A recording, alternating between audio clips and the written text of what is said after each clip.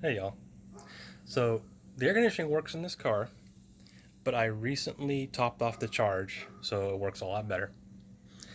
And that by itself doesn't make for much of a video, but what I decided to go ahead and do, since I know a lot of people, even some of my car friends, they know air conditioning systems, but they don't really feel comfortable working on them or do anything with them.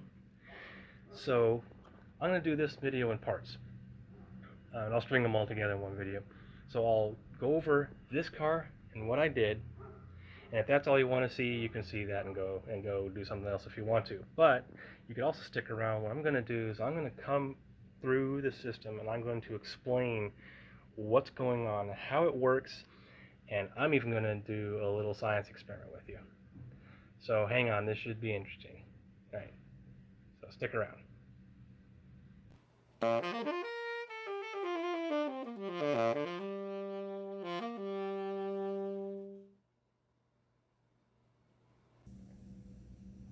All right, so the air conditioning on this car. So a long time ago, this car was already converted over to 134A. Now, how is somebody going to know if it's just has 134 gas in it or if it's properly converted? There's not really a good way of knowing for sure, because it is possible to evacuate the R12 and put in the proper oil and 134A in an R12 system. The system will work, but it won't work that great. Um, there just really isn't a surefire way of knowing. Now, possible the compressor could say 134A on it. This one doesn't, though, because it's kind of a show compressor. It's polished, so it doesn't have the label on it. But it's a lot of the other ones that they're built for 134A, they'll have a label somewhere on the case. And then on the low pressure side, there'll be this adapter on here, because you got to go from the threaded to what looks kind of like an air chuck, because the connector on the 134A is a little different. I'll leave that cap off for now. Because, and of course, to top off the charge, you just get your can, get one with a gauge on it, because you need to know how much you're putting in. And it has a little bit different connector on it. R12 has threaded connectors, and I put tape on it because after I filled it, I want to be sure I kept dirt out of the connector. I'll retape that later. But this has a press-on connector, and I'm not going to do it now because you want it running, because when the system's not running, the entire system's at the same pressure, and that's not going to really help you with anything. So, but you just push it on, and then there's a release. If I get my fingers on it, you can see that it's not much movement, but there's a release collar, and that pops it off. I mean, again, just like your air tools, pop it on and release the collar, pop it off. So on the gauge, and these numbers are what you're looking for, and I find these gauges are reasonably accurate. I mean, you're not going to be as good as a professional setup, and the professional setups, they'll usually hang on the hood, and there's the low pressure gauge and the high pressure gauge. If you have a system that works and you just need to top off gas, that's not really necessary to do. What the two gauges are going to tell you is that you have your pressures on your low pressure side and the pressures on your high pressure side. And if there is a bit of a disagreement on what those pressures should be relative to each other, then you could have a bad expansion valve, just buried down here. So, and again, I'll go over the details of the components later if anybody's interested in that. But on the gauge, yeah, if you're down here in this white section, which says low, you're possible that your AC compressor won't come on because the safety switch will be running or be activated. You get up in the green, and bottom of the green is, oh, would you focus? If you get in the bottom of the green, that's where your air conditioning will work, but probably not very good. And then really pretty close to 50 is where you want to be. But you start getting into yellow. Problem is the expansion valve, the gas is liquefied and then expands back into a gas, and that's where it gets cold. That's how it gets cold. I'll demonstrate that later in the science experiment. But you start getting into the yellow section, what can happen is as the liquefied gas passes through the expansion valve or orifice tube, depending on the design of the system,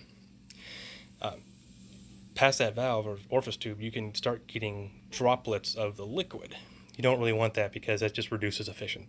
Yeah, focus. It reduces the efficiency of your system. I don't know why it's not focusing. Anyway, you get the idea. You start going into red, you're running danger of overpressurizing the system and blowing out seals and stuff like that. So obviously you don't want to be doing that. So let me get this can set this can down actually, so it doesn't roll out of the engine bay. All right. So let me go ahead and we'll start the car and go and get it running.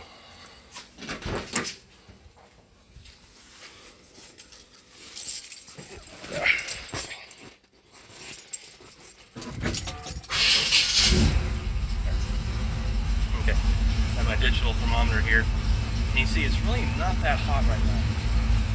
That has comes ambient, at 85 degrees.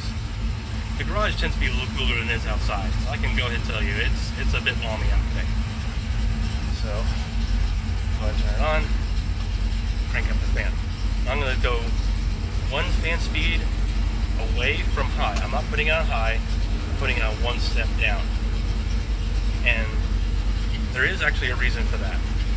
And not just on old cars, but even newer cars. My truck is a 2013, it kind of does the same thing. You put the fan speed all the way up, and it moves a lot of air if you need it to do that. But you end up pushing air so fast over the evaporator, it can't effectively cool. So one step away from the highest is usually where you do get your maximum cooling. And actually you can see on the temperature here, I've already dropped more than 10 degrees. So we'll let that go ahead and cook.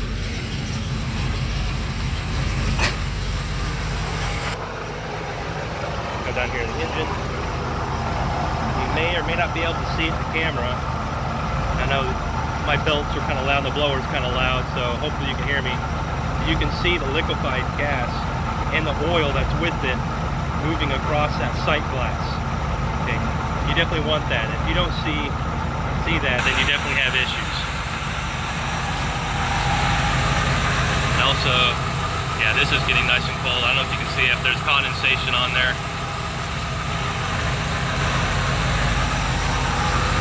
And yeah, go ahead and plug in this can. You can see what I'm talking about with pressure. This is going to be hard to do one-handed, so bear with me. If I can not drop the can into the belts, that would be good. Okay, and just put that on. And the gauge. Okay, so actually I am running a little low. Still. And I had this up to almost 50 before. And that's okay. It doesn't mean there's a leak in the system. Sometimes it takes, hours for everything to settle out. So actually this would be a good demonstration. So what you want to do is make sure it's shaken up. Give it a good squeeze, just a few seconds. And let it sit. Okay?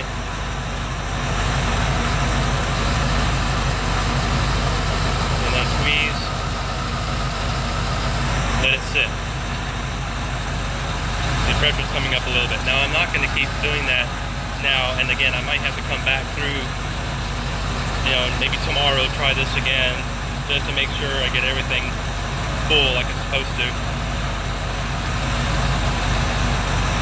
Or possible I have a leak somewhere, but I haven't noticed any, and I'll talk about that here in a minute.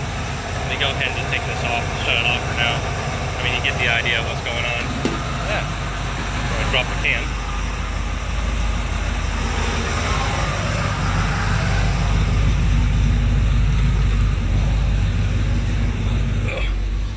It is nice and cold in here.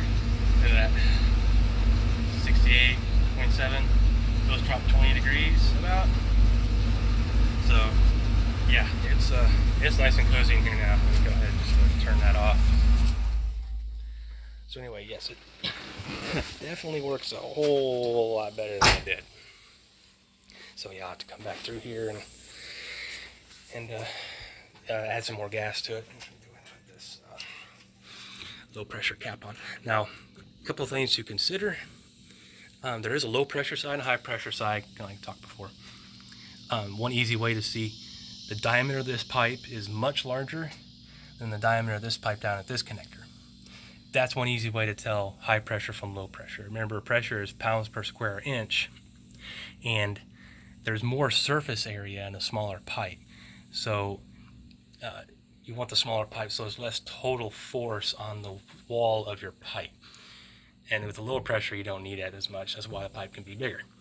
That's the reason why brake lines are so small, because they're holding a lot of pressure.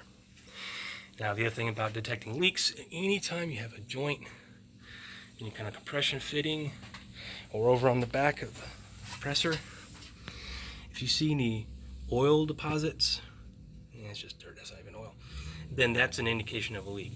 And the stuff I just put in has leak indicators, so if you have a UV light, that'll help find that too. Alright, so you know what? Now it's time for a science experiment. Alright, back here at the workbench. Now what I have here is just a piece of flat bar. It's about an 1/8 inch thick maybe, and it's being suspended by some bolts. That's just to get it up off the surface of the desk, just so that I don't end up with the desk as a heat sink. I want to isolate the steel. And I have my IR gun here. Anyways, curious about whether or not this thing is accurate. It does have a calibration tag on it. It's out of date, but it has been calibrated at some point, so you know this is going to be pretty reasonably accurate. And just like you saw with the air conditioning before I turned it on, 87. And like I say, it's about 1,000% humidity right now, so I'm sweating even though it's not even 90 degrees. Now, we just need this stuff. Okay, this is what people often refer to as compressed air, but it's not air. You don't want to breathe this stuff. What it is, it's a gas that at a relatively low pressure, pressure much higher than ambient, obviously, it becomes a liquid. And of course, so you have that. Obviously, I don't think you can hear it, but there's a little bit of liquid still in here, and then because it's enough pressure to maintain a liquid, but then you have the vapor pressure above. And paint cans will have a straw down the bottom because what you want to expel is a liquid. In this case, you don't want to expel a liquid, you want to expel a gas. So you can, blow dust off of things. And it says on the can, as a warning, do not turn upside down, which I'm not going to show you to read it, but you all know what happens. You turn it upside down, and it looks like somebody purging their nitrous, right? Because now what's happening is the gas is coming out, the liquid is coming out and turning into a gas very, very rapidly. So this is what's happening with the phase change of a gas in creating a cooling system. Now the gas will vary, but the system operates the same way, whether it's an industrial system using ammonia, or it's R22 for your house, or R12 an old car, 134A, and there's even a couple other gases that are used also as refrigerants. Same thing happens.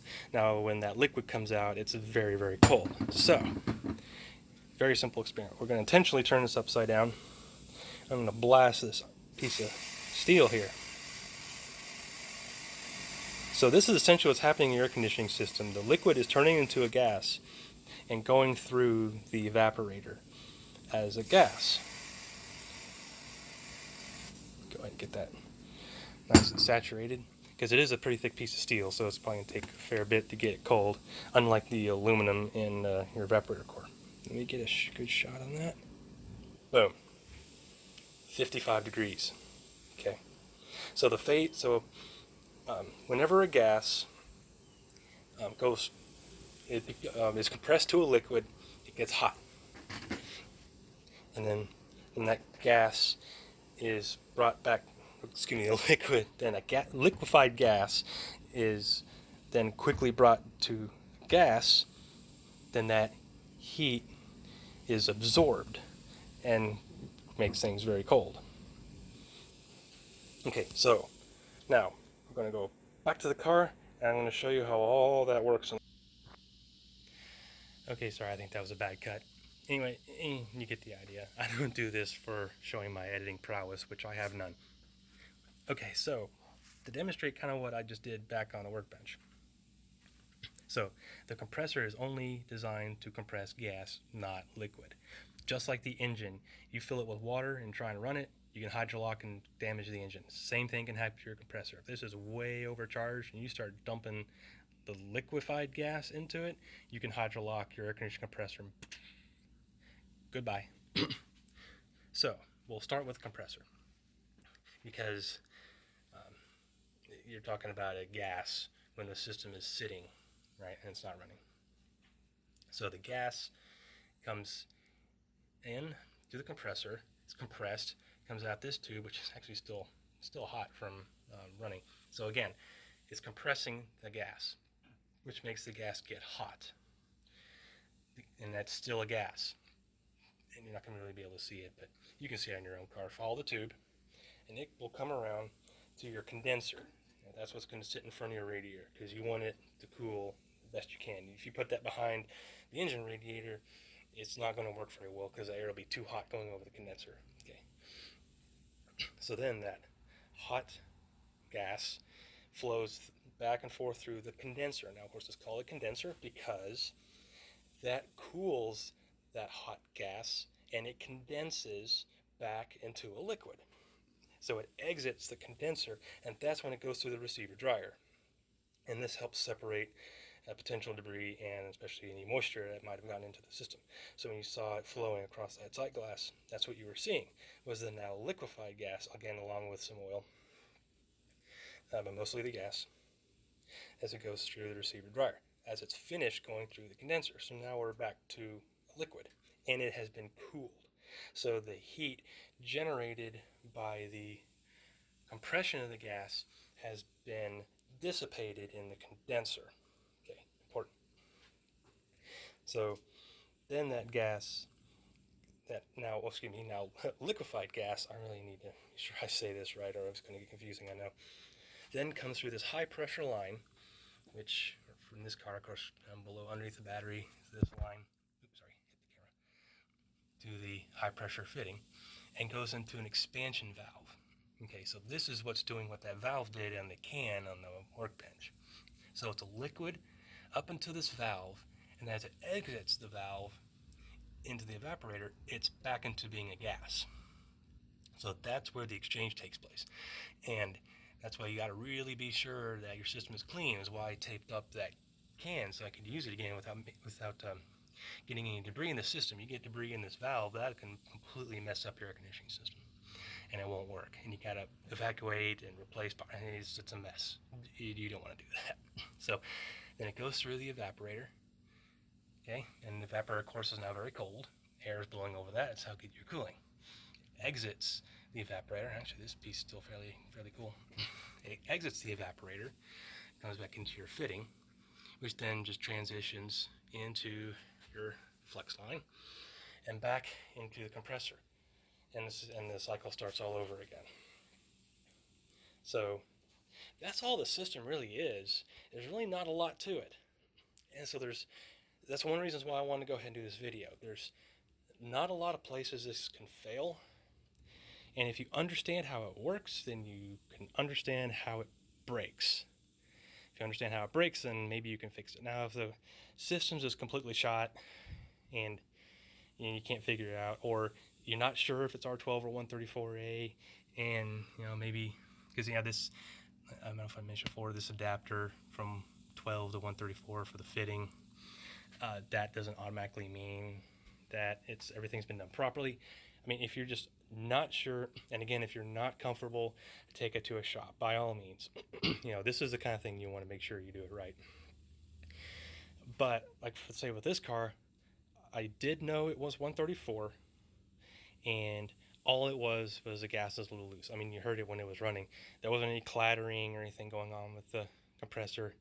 If you could hear me talking over everything, because between the fan, air from the fan, noise from the belts, noise from the blower, is it getting kind of loud. Although this engine actually runs pretty smooth and pretty quiet. Gotta close the hood first, and it is pretty quiet. Thankfully, this thing actually runs really, really good. So anyway, that's really the system. You compress the gas, stays a gas becomes a liquid, make sure the gas is clean and dry, expand it so it gets cold, and then circulate it back to the compressor. And this cycle goes over and over again. And that's exactly the way it works in your refrigerator, your freezer, industrial cooling systems, not really large cooling systems. They can work in a little bit different ways, use different systems, but your compressed gas systems are actually very efficient way of cooling and really simple. It's the reason why this system has yet to change, even today. It's pretty much the same system, just using different gases, and have been able to increase efficiencies. So with that, I'll go ahead and end it here. Hopefully y'all got something out of this. That's really the intention of most of my videos, is just to help people out. And I know I went over this really fast and really high level, and I'm sure somebody will say, oh, you forgot this, you forgot that. Well, no, I'm trying to keep this really simple, really top level. If you really want to go into details, there are other videos on YouTube and other resources online. And there are some other air conditioning videos, even on Chevelle's, on YouTube, and they're actually really good. I'm not doing anything here to knock any of those guys. I just wanted to cover mine in a little bit different way, since my situation is a little different, and maybe this will be more relevant to some other folks. So with that, I'll go ahead and call it quits. Y'all have a good one.